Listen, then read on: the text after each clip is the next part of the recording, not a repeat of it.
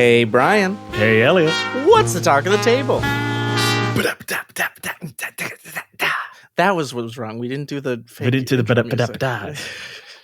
Actually, you know what? I'm going to leave that in because people don't know that every time when we play the theme song on the podcast, it's actually me in the background also going ba-da-ba-da-ba-da, just to make our guests smile and feel relaxed. Yep. It started off as a goof, but now I think it's an actual part of my production process. Today, Elliot and I are going to look back on 2023 and the first 10 episodes of this podcast and reflect on what we've learned and how we're going to take those lessons into 2024. 10 episodes. 10 episodes.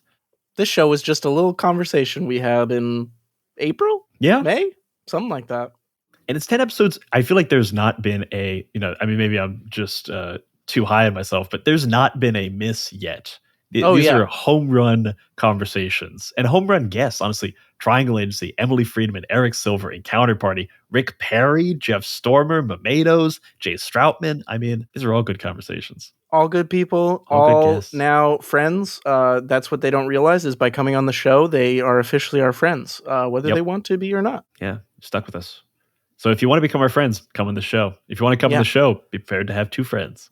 So when we were thinking about what to do for this episode, Brian, we talked about maybe sort of doing a little bit of interviewing each other, although a little bit less, maybe formal than we normally go, although we don't tend to keep it formal. But I think that maybe a good way to approach this year-end conversation is with a central question, which we always like to enter all our conversations with. Mm-hmm. And I think the central question for Talk of the Table 2023 is like, what did we learn? What did we learn and what do we want to keep learning? So I guess my first question I'd throw out to you first, and then you can throw it back to me if you'd like, is what was a surprising thing that you feel like you learned in these first 10 conversations?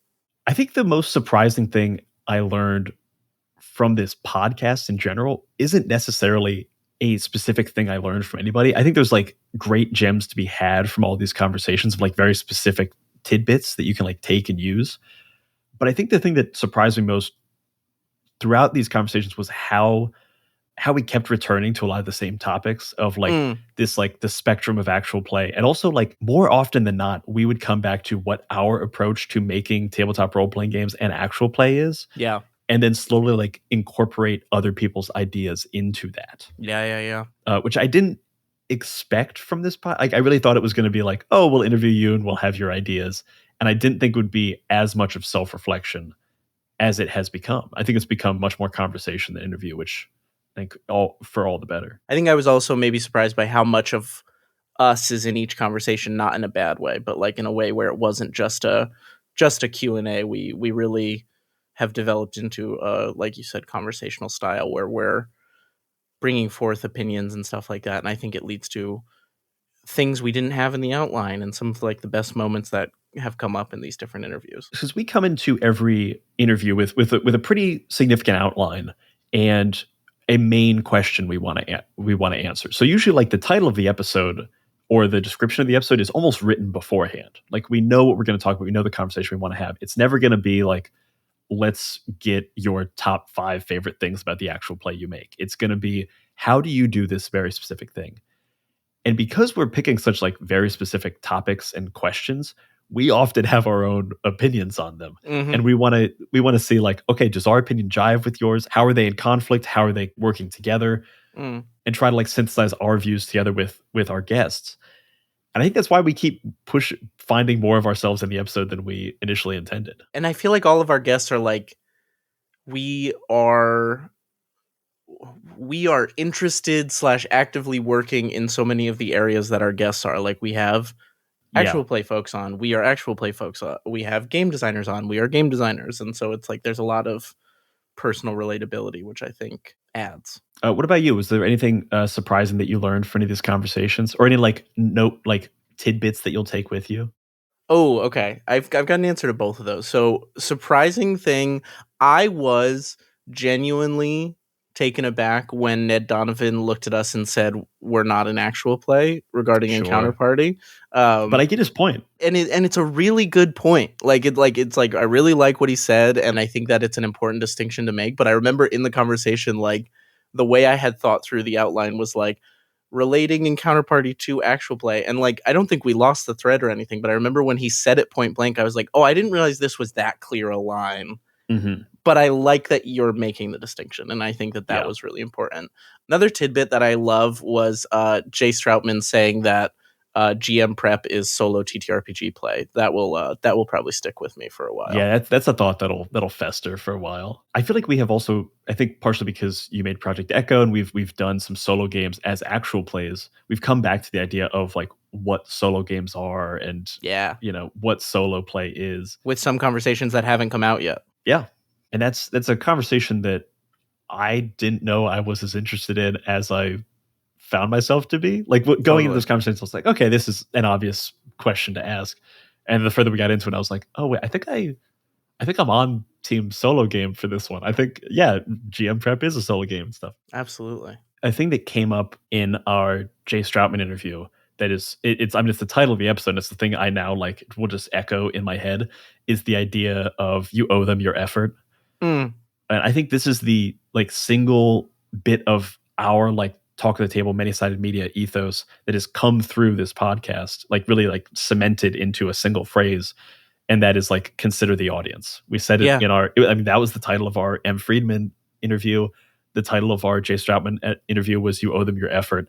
And it's just the idea of you've got to be considering the audience when you're making any kind of entertainments, whether it's this show, whether it's My First Dungeon, whether it's the 20-sided newsletter, whether it's anything. If you're asking for time and if you're asking for money. I think about this all the time.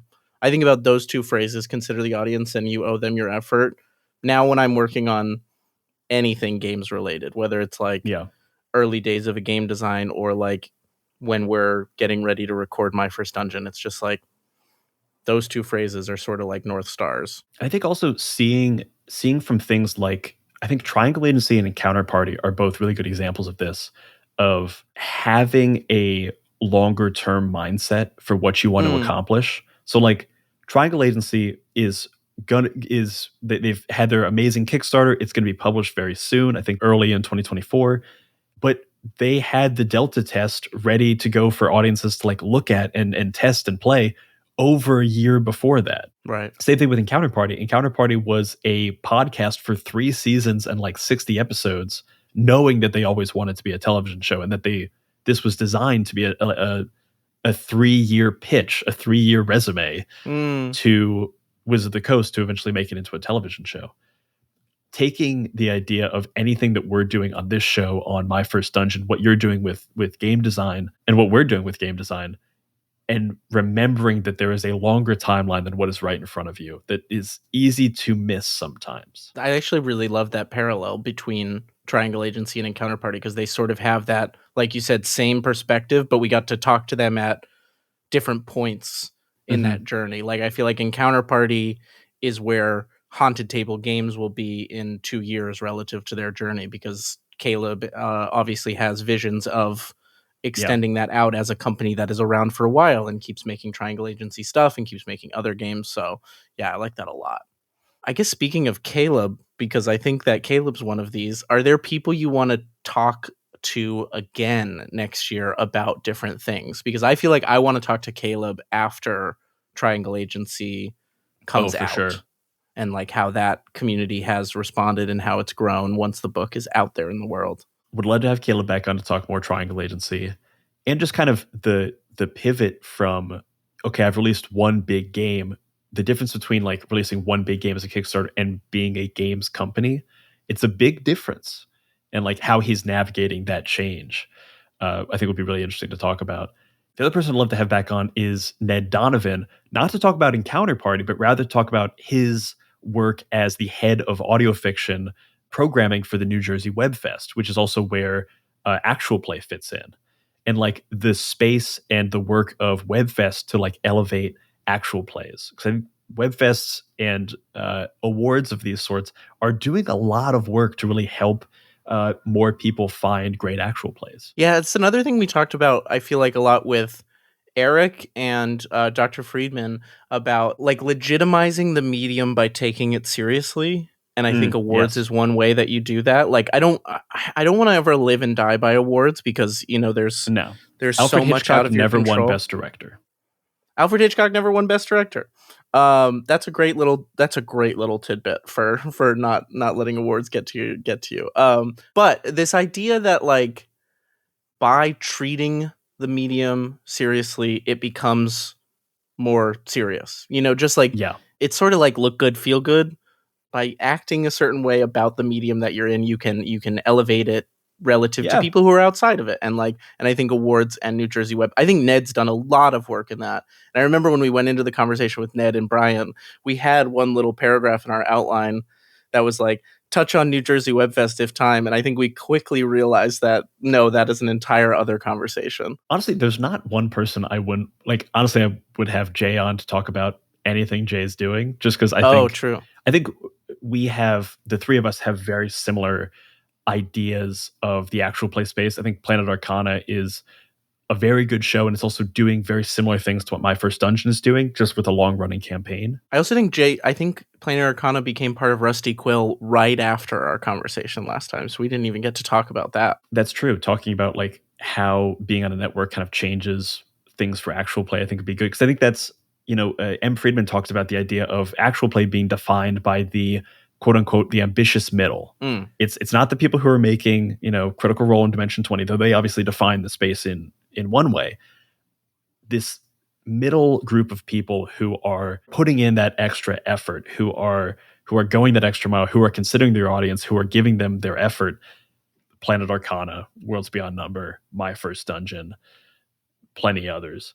But moving into a network for a lot of these shows is a like natural step in that kind of progression, moving from a smaller show to a medium show to a bigger show to a show that is now like sustaining itself financially and with fans. Yeah. So to see the difference in their growth, like see that chapter change. I'll tell you who I want to have back on, who I haven't gotten to talk to, but you talked to twice on My First Dungeon feed, is Taylor Moore, because I think you didn't talk to him, or you talked to him right after Worlds Beyond Number or right before? It was definitely before Worlds Beyond Number had wrapped up the first arc. And I remember in that conversation, at some point I asked Taylor, do you think you're going to be able to pull it off? Like, because he set up the idea this is going to be like this amazingly grand story. He learned composing for it, and he's doing music and sound design and really going in. I mean, there are few people in the actual play space going as hard into music and sound design as Taylor Moore and Worlds Beyond Number. I think we're right there with them, and I think there's maybe like 2 or 3 other shows that are going that deep in. Yeah. And he said, check back at the end of July or August, near the end of our first arc, to see if I can stick the landing. And having listened to the end of the first arc, absolutely stuck the landing. But I'll be interested to see what he thinks about whether or not they stuck the landing, because I feel like when you're on the inside, you often have a very different view than what it is from the outside. And then I know when I initially reached out to Jeff Stormer, I asked, hey, would you like to do an interview about 2-player role-playing games? Because I mean, that's party of one, 2-player role-playing games. And Jeff very politely emailed me back and said, I do that interview all the time. I'd love to talk about anything else. And I said, great, let's talk about something else. But very kindly after the interview, he was like, that was a very fun interview. If you want to talk about one-on-one role-playing games, I'd be more than willing to do that now. And I said, yeah. Great, we'll have to have you back on. So that feels like someone that'll be coming back on. And again, in this sort of like kismet relatability to our guests, there's a couple games that I want to write in the next year that are designed one-on-one role-playing games. So no better person to talk to. So I guess maybe more broadly than guests we want to have back on, are there topics that are really like scratching an itch in your brain that you want to dig into in 2024? Yeah, I've got a list, and I have a list of topics I want to come up with, and then I pair that with like, okay, who's the very best person to talk to about this? Yeah. I want to have both Rowan Zioli and Lynn Kodega on to talk about journalism and TTRPGs.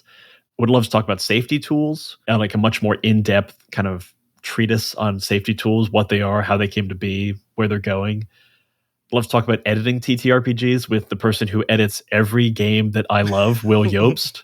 I swear to God, if you don't know the name Will Yobst, just open any of your favorite indie TTRPGs and see who the editor is, it's probably Will Jobst. Yep. We love Will, editor of Project Echo, amongst so many other great games. What about you? Who would you like to have on? I want to talk to more game designers next year. I want to talk to some folks like Banana Chan, Jian Shim, so many people. I also want to talk to people who are sort of like creative specialists within game design. Like there's some illustrators who work mostly in game design. Like there's Connor Nolan, who did some incredible illustrations for Wander Home and some other games. Galen Peugeot, who has done some really, really incredible work for Spencer Campbell lately on Hunt and the Dusk Denizen scenes. I also want to have Spencer Campbell on just to talk about, I think Spencer's ended the year wrap-ups of like how he's done as a game designer, like making a living as a game designer, are so like frank, and like he just lists down all of his expenses, all of his profits, and it's like, here's how I did it, in a way that is wildly helpful if you're trying to make tabletop role-playing games a career. We love people being transparent and helpful online. It's the best. And also, after our conversations with the folks from Gubat Banwa, with our conversation with Mamedos, I want to keep getting more people outside the United States, because I'm not as familiar with games outside of the US or the UK. I'm like, it's just a gap in my TTRPG knowledge, and I'd love to keep plugging those holes. Yeah, I especially want to talk to some folks from like the RPG LatAm scene, like Cesar Capacli and Diego, whose last name I'm forgetting right now. Just some really incredible work coming out of that scene as well. Cesar in particular is prolific. I puts out games like nobody's business. I would also just love to talk to Cesar about being a full-time designer outside of the States, because I think that's a really challenging thing for people to do, and he seems to have found a way to do it sustainably. And so I'd love to get some tips for folks from him. And it's a designer not working in 5e, working in indie games. Totally. Which is just another hurdle to go over. Yeah.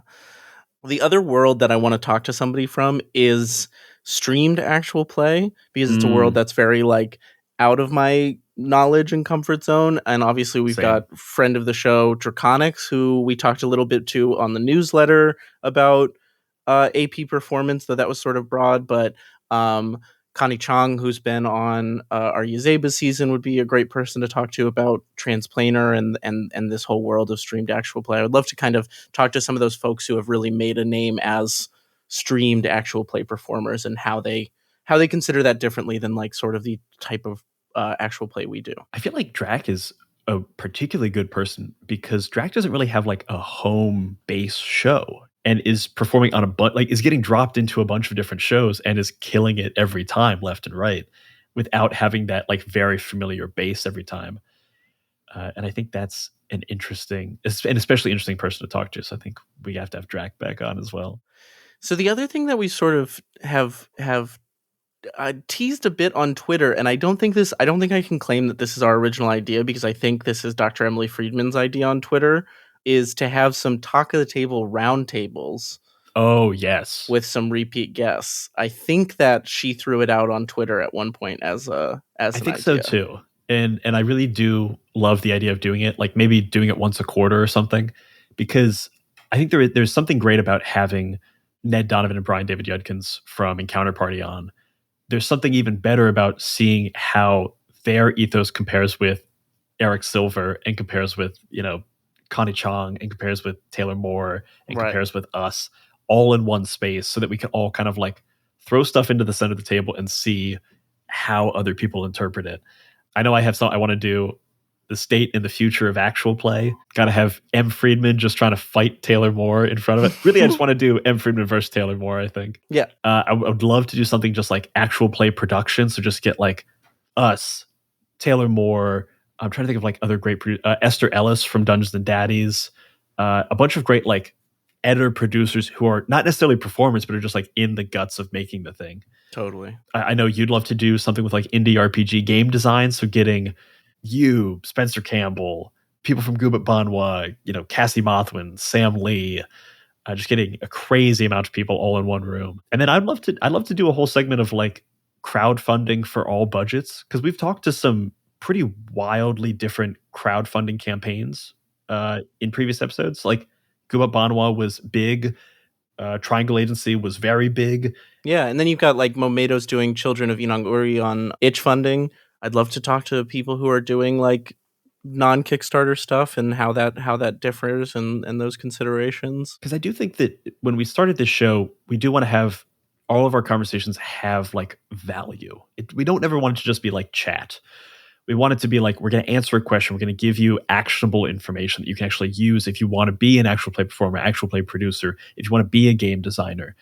And I think having all these people together, all swapping tips all at the same time you're going to get like just pure nitroglycerin, battery acid all in one space. Oh, I have a thought based on what you just said. What's that? To add value to this little end of the year talk back, because obviously this is a bit of I think there's value in here anyway, but to get a little meta with it, what do you think your advice would be about making a show like Talk of the Table? What have you learned like about making this show? And if somebody wants to make an interview style show or like to chat Don't with do it because we're already doing it perfectly.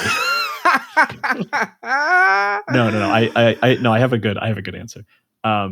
I have found myself listening to a lot of interview shows lately, and the best ones often I find I like the way YouTubers approach interview shows, because they come at it from a very like, average view duration. Like they come at it from a very statistical place, but it ends up making the content better, because a lot of YouTubers will say they think of the thumbnail and the title before they think of anything else. So if you don't have a clear idea of what the conversation is going in, you probably won't have a good conversation. So if you come in well researched, like if we're going to talk to Gubat Banwa, I hadn't read Gubat Banwa when we reached out to them. By the time we talked to them, I had read most of Gubat Banwa, and that is a large book. That's a big book. It's a big book. Like, don't talk to someone if you haven't researched their stuff. Like, make sure you are as aware of what they're doing as anyone else, because also you'll just get better questions. Like, and people can tell. People can tell. And also, like, the best questions out of Gubat Banwa were when I was reading specific mechanics and being like, I've never seen this very specific mechanic before. It's not the marquee mechanic, but it's something very cool that I'm going to incorporate in. Let's talk about how that developed. The more granular and specific you can get with questions, the better answers you're going to get. I think Rick Perry has been asked a million times, what was your favorite mini to build?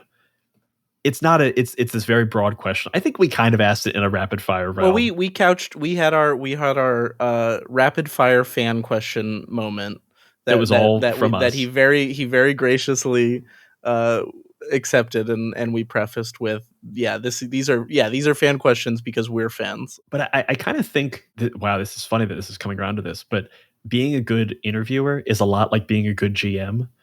And I think one of the things we've learned from my first dungeon this year, especially with like character creation stuff, if you ask someone a broad question, they can only really give you a broad answer because there's too much room to play in. It's actually like kind of unkind to ask someone these like very broad questions, because you're not giving them anything to work with. But if you say, hey, your character is chasing this guy, he's got the thing you want, how do you catch him? That's incredibly specific. Mm-hmm. I know you've given me great bounds to work within, and I can give you a great answer. Same thing with the question. If I ask Rick Perry, how do you make minis? There's not a good answer to that. If I ask you, why did you make this mini this way? Because it was interesting to me for this reason, then there's a very specific answer that he can give a great in-depth answer on. Man, the parallels between GMing and interviewing that now you have my brain spinning around on. There's a great article in here that we should probably write for the newsletter, because I think there's a lot there when it comes to prep and reacting and listening. I think that was one of the other tips I wanted to throw out there about an interview show, is that like some of my favorite questions were not something we had prepped, but building off of listening to something somebody had said, or you and I both know, have a little sheet of paper where we're writing down specific keywords and phrases that people say to jump back off of. There was a early on when Colbert took over the Late Show. There's an episode, I doubt the clip is still out there, but he was interviewing someone, and at some point while they were talking, he looked down at his cue card to see what the next question was. And the person who he was interviewing called him out. Is like, do you even care about this answer? Are you even listening? And it wasn't because, he's a bad interviewer. Colbert is Stephen Colbert. Like, he's very good at what he's doing. But at that time, he wasn't used to doing those kind of interviews. And he likely wasn't as informed of what this project was, just because that guy's doing multiple interviews a night. You can only be so informed. But there is something to be learned from that of, you should always be listening. You should always be reacting. And the second, your conversation goes out the window, the second your plan goes out the window, throw it out the window. Don't try to drag it back in. And I think I'm going to keep going on this GMing comparison, because I think that one of the other responsibilities I feel really strongly for a GM is, taking care of your players and making sure that they have a good time and you have a good time. And this is a direct tip that people should take and use if they're recording interviews, is that we ask 2 questions before we hit record in front of every interview. We say, what does a home run in this interview look like for you? And what is the thing that you haven't had a chance to talk about lately that you really want to talk about? And whether the person has a clear answer to either of those questions, those 2 questions communicate right away. Hey, we're going to take care of you. This is going to be a good time. Like, we actually care about your experience in this interview, and we want you to want to talk about things. So 100% of guests that we've asked that question to have said, oh, that's really nice. yeah, I've never been asked that question before. So if nothing else, you're going to get in good with someone who does not likely know you. And then just my personal sort of bugbears, having worked in podcasting for a few years, is people don't care about biographical information unless it's the first time they're hearing from a person. You don't need to spend 25 minutes on how they got to where they are. That stuff's already out there. That's just my thing. I find starting interviews with too much biographical background to be snooze fest. Yeah, I've listened to a lot of interviews lately, and a lot of people do how did you get to, give me the brief history of your life. It's don't do that. Don't do a broad interview. Nobody can do brief history of their life. So I feel like I want to maybe Brian, do you have one more piece of advice? Because I'm worried that we're starting to get a little maybe preachy about our interview show opinions, and we have a lot of opinions. We have a lot of opinions. Podcast production. Yeah, I've got lots of others, but I mean, a lot of them are very prescriptive. Do you have anything? And we are getting into the self-aggrandizing space right now, but do you have anything you'd want to leave our audience with who might be thinking about doing some kind of interview podcast as well? I say it all the time, and I will keep saying it. You sends out emails. You gets back emails. Send those emails. That's one of the best pieces of advice I think that I would give about any kind of show, but an interview show. We got to talk with Rick Perry, and we're a really new show, and that's really cool. And that was sending out an email and getting back an email, Yeah, you never know if you don't ask. So the last thing that we have to talk about is one I'm really excited about. Yeah, so Elliot, tell us what's next for Talk at the Table in 2024. What are we going to be doing in the new year? So we're going to keep putting out our normal episodes until a little month comes along, February. Maybe you've heard of it. Also known as Zine Month within the indie design community. And we've got a big plan for Zine Month. We want to do weekly mini episodes where we interview just about as many indie designers as we can fit in for the month. I think it'll probably be 8 in total. We'll do 2 designers per episode for 4 weekly episodes. So we're going to be putting out a sort of forum to express interest, and I'll be sharing that in the Zine Month Discord and around on Twitter and stuff. But we want to have, first-time designers, second and third-time designers. If you're making something for Zine Month, we want to have you on to talk about your game and give you another platform to talk on. It's also just good practice as a designer. If you plan on making more games, it's great practice for marketing. So we want to have you on. We'll take good care of you. It'll be just a 30-minute conversation. So that form is linked in the show notes. And then beyond that, we also want to start selling ads cheaply for indie designers. So we're introducing sort of mid-roll ads to our shows next year to help financially support what we do. But with Talk of the Table, given that it's more community focused, we want to sell these ads on the cheap, sort of modeled after what the Indie RPG newsletter does, selling just $10 a pop ads. And we'll kind of figure out exactly what that looks like in terms of time on the feed or anything, but those will be sort of dynamic ads that you'll send us a blurb about your game and we'll pop them into the episode. And so again, that's another way for us to sort of give back to the indie community that has given us a lot. So those are two big things that I'm really fucking amped for, and more to come on those soon. Yeah, it's going to be we talk a lot about like wanting to uplift the indie RPG community. And I think we want to put our money even more where our mouth is and, really highlight more of those games on this show. I think that's a lot of good stuff, Brian. You got anything else you want to tell the people about? That's a lot of good stuff. Honestly, I'm very excited for 2024. I think the first 10 episodes of this show have been great. We already have a number of episodes in the can recorded that I think are also home run interviews. Yeah. Do we want to preview those? We can preview a couple. I think, coming up soon, we've got Kieran Gillen, who wrote Die, as well as a number of Marvel comics, coming back on the podcast to talk about Die and Die scenarios, which is going to be very fun. We've got Cassie Mothwin coming on the podcast to talk about solo games and indie TTRPG design. And we've got friend of the show, Sam Lee, coming on the show to talk about solo role-playing games. And working as a part-time designer. Like going from, because Sam recently went and like made this more a part of their life. So I'm very excited to share those conversations with you. And honestly, we're going to have a lot of good episodes in 2024. We're going to continue this streak of no misses. No misses. Because if it's a miss, you'll never hear it. Yeah. There's so many episodes on the cutting room floor. We talked to Brendan Lee Mulligan, but it was really bad. Just kidding. No, Brendan, please come on the show. No, Brendan, we'd love to have you on the show. I've got a very specific outline for a conversation I'd like to have. And that's it for this episode of Talk of the Table.